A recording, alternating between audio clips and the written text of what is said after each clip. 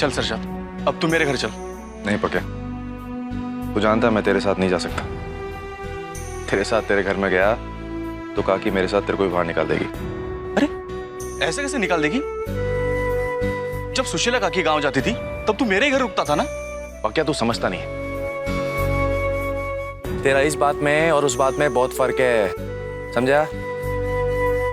और वैसे भी मैं बाहर जाके कुछ ना कुछ इंतजाम कर लेगा, तू टेंशन मत ले रे। तो तू मेरी खोली में रहना। वैसे भी मैं अकेला रहता हूँ, अपन का क्या है, रात भर पड़े रहेंगे इस पतरे में। तू ये चाबी रख। भागा लेके। माई बाबा ने मेरे को घर से बाहर निकाला है, काहे को? क्योंकि वो मेरा शक्ल नहीं देखना चाहते। तुम लोग के साथ रहेगा, रोज मेरे को देखेंगे और जीते जी मरेंगे। और अब उनसे नहीं होता रे उनको जीते जी मरते हुए देखना। तो फिर भले क्या तुम लोग जानते हो, उनको लगता है कि चंदू मेरी वजह से गया है। ये सच नहीं सरजाद, मैं अभी जाके काकी को बोलता हूँ ना। किसी को कुछ भी बताने का नहीं।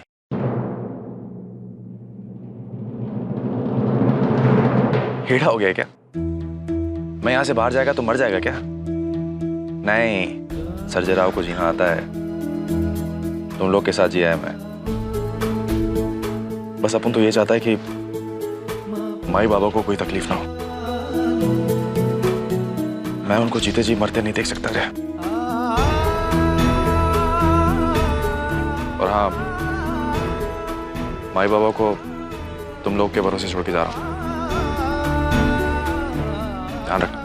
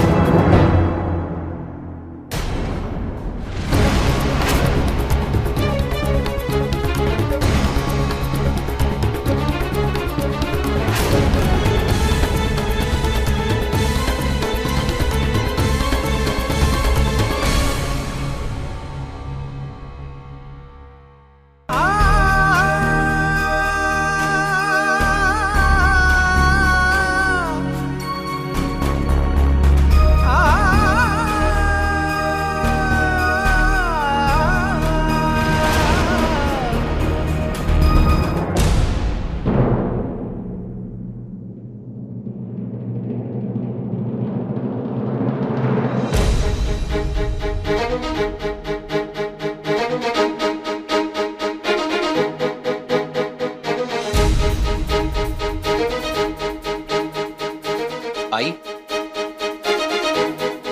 बाबा, बहुत देर हो चुकी है, खाना खा लें? दादा, हम सब जानते हैं कि आपको इस घर के लोगों से नहीं, सिर्फ इस घर से लगाव है। सोनाली, झूठ मूठ का ही सही दादा, पर कुछ तो दुख जताते। अभी सरजा दादा 2 कदम भी नहीं गया होगा और आपको खाने की पड़ी है।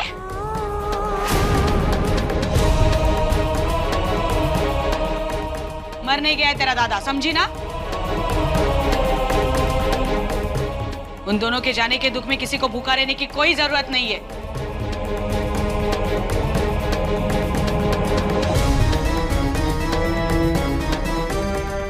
अलका, खाना लगा दे जा। जी आई।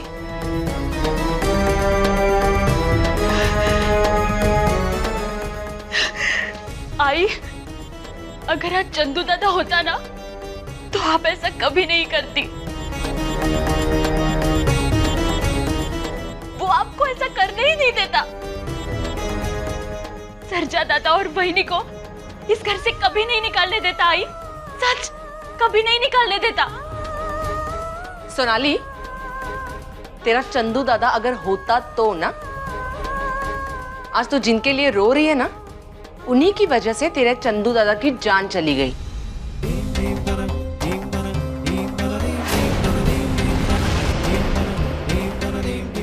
चंदू हमारे बीच नहीं है।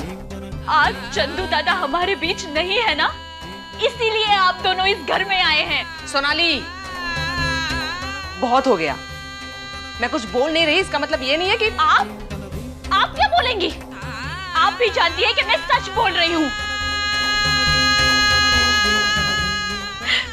चंदू दादा की मौत के लिए अब सरजा दादा को जिम्मेदार कैसे मान सकती है?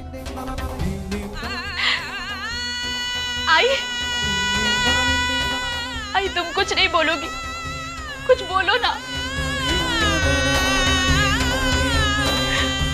बताओ, क्या तुम सचमुच ये मानती हो कि सरजा दादा और वहिनी की वजह से? खबरदार उन दोनों का नाम यहाँ लिया तो, वरना तुझसे भी बात करना बंद कर दूंगी मैं, समझी ना?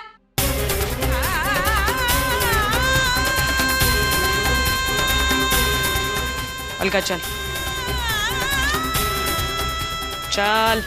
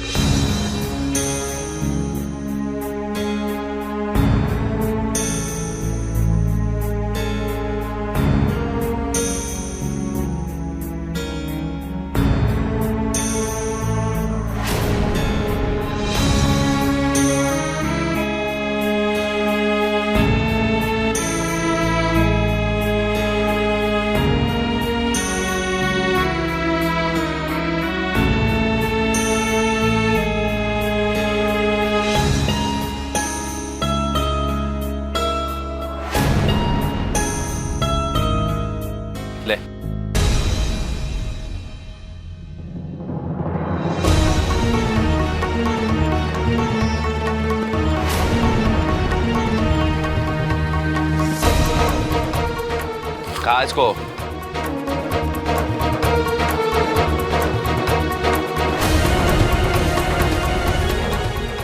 काय को इतना नखरा दिखा रही है? हाँ, अपनी जिद की वजह से बच्चे को भूखा नहीं मारने का। चुपचाप खा ले, वरना क्या कर लेंगे आप? वरना एक दूंगा कान के नीचे और दुनिया भर का सारा भूख तेरे पेट में आ जाएगा। साला दिमाग का दही मत कर मेरा, समझी? खा चुपचाप।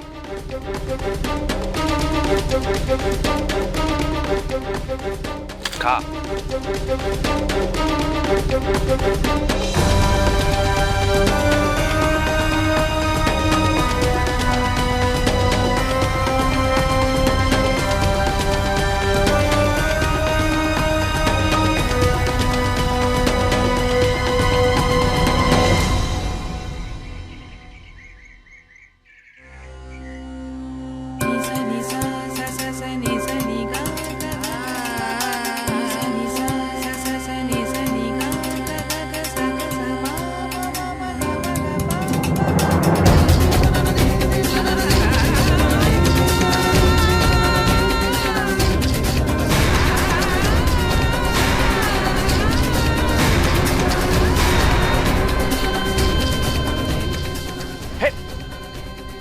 क्या कर रही तू? हाँ, पागल हो गई है क्या?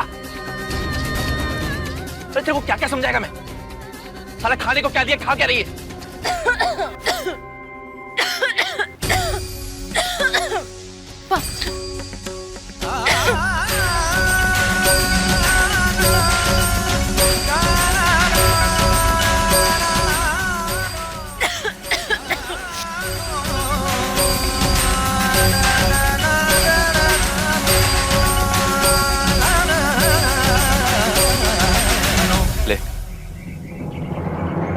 पी ले, मेरा मुंह क्या देख रही है?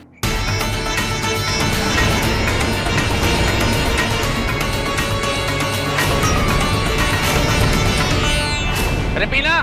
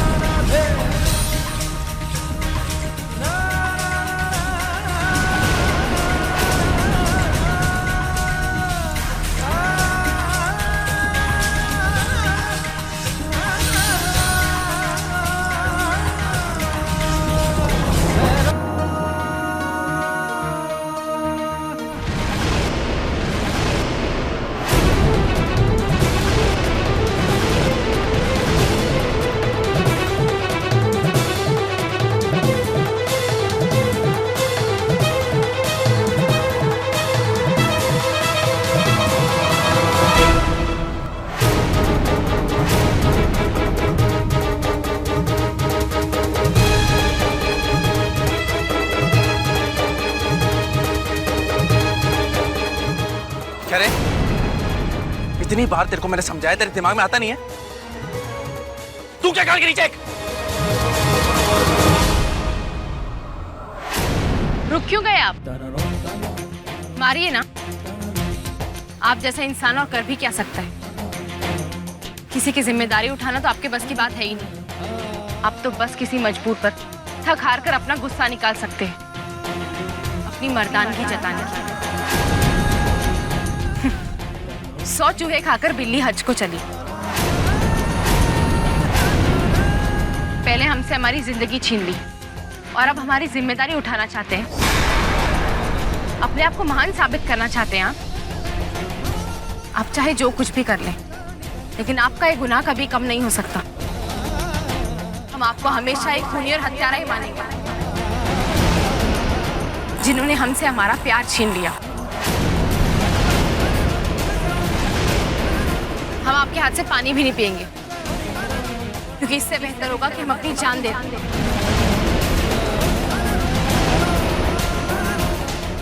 हमें आपकी मेहरबानी की कोई जरूरत नहीं है। हम अकेले चंदू की यादों के सहारे जी सकते हैं और उनकी इस आखिरी निशानी को भी हम जिंदा रख सकते हैं, और हम रखेंगे।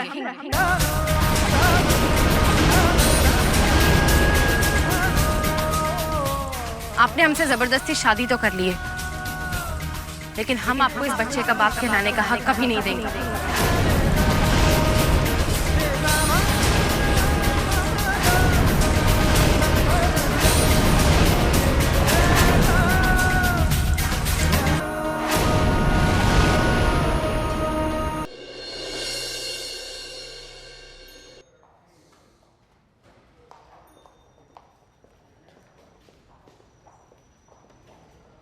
ते किताबी कीड़े,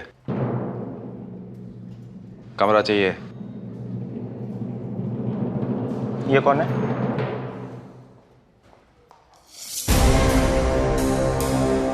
बीवी है मेरा।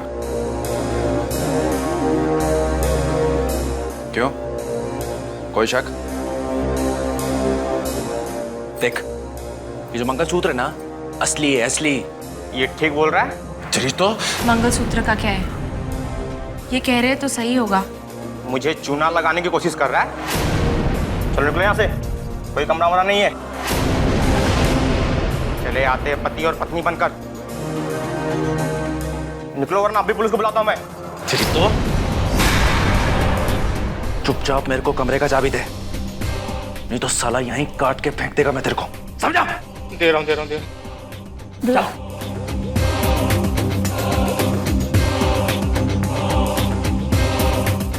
जो आपको पसंद है वो कमरा ले लीजिए आप।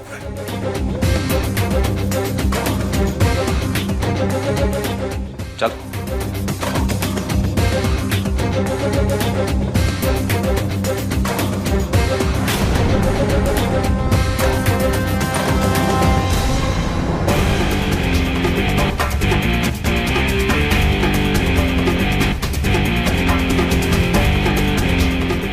दिमाग खराब हो गया तेरा?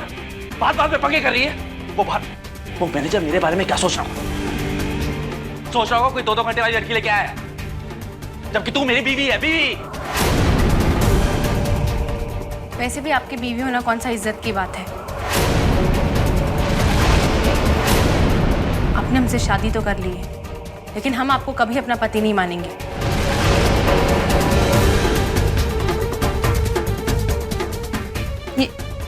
ये क्या कर रहे हैं आप?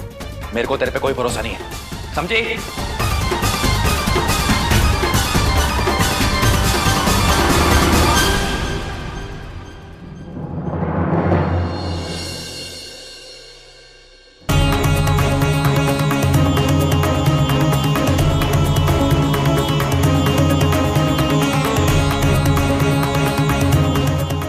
सुशीला, एक कप चाय बना के रखना।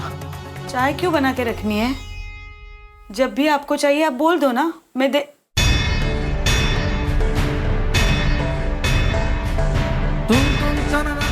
क्या हुआ, आपकी तबीयत ठीक नहीं है क्या? हाँ, तबीयत ठीक नहीं है? आइए बैठिए, आइए आइए बैठिए। नहीं, मैं बिल्कुल ठीक हूँ। तो इतने परेशान क्यों दिख रहे हैं आप? कुछ सोच रहे हैं क्या? सुशीला, अपने चंदू की मौत को इतने दिन हो गए, लेकिन उसका हत्यारा आज भी कहीं ना कहीं खुली हवा में सांस लेता होगा। और मैं एक पुलिस वाला होकर भी कुछ नहीं कर रहा हूं। क्यों सोच रहे हो आप ऐसा? नहीं तो और क्या सोचूं?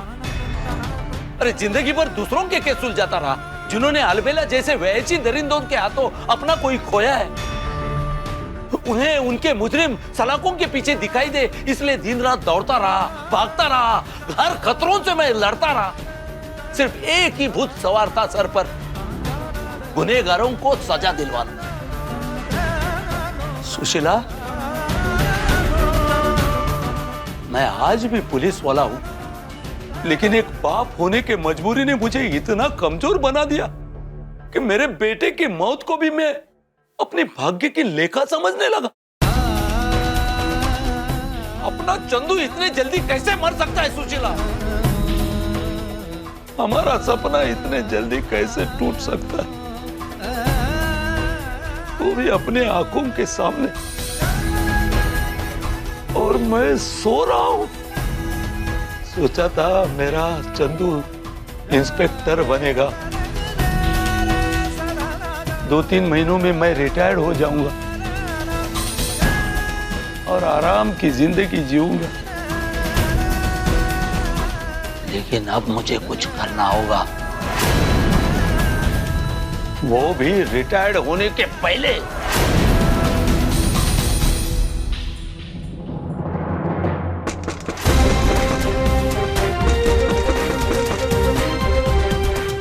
आजा, मैं तुम्हारा इंतजार कर रहा था। बैठो। तुम्हारा फोन आते ही मैंने वायरलेस पर देशमाने और शिंदे को काम पर लगा दिया था। हाँ, फिर? पता लग गया है, अलबेला सुमन शहर में वापस आ गया।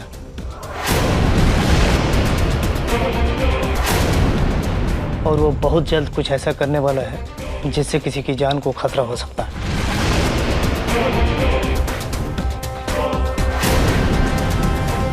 वो कुछ नहीं कर पाएगा, मैं उसे कुछ नहीं करने दूंगा। अब बताओ आगे क्या करना है?